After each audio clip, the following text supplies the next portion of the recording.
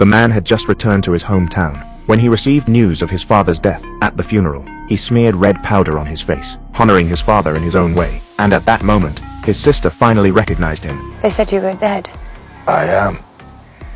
Such a shallow grave they dug for my father. Are you short of a couple of shillings? He was buried to the depth of my love.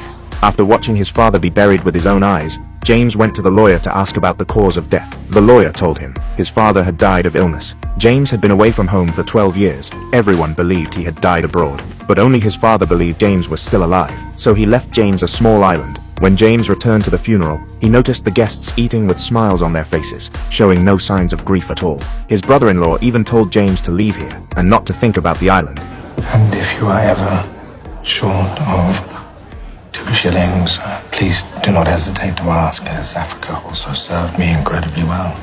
But then you will have no need for legacies now, will you? We were just leaving.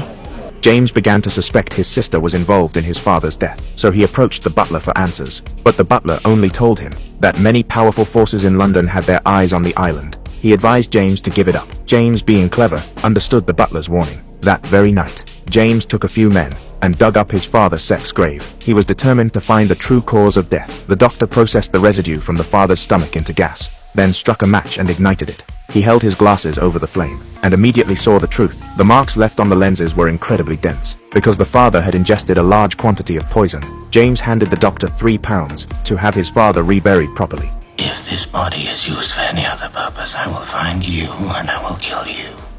You tell every member of your profession. I know things about the dead.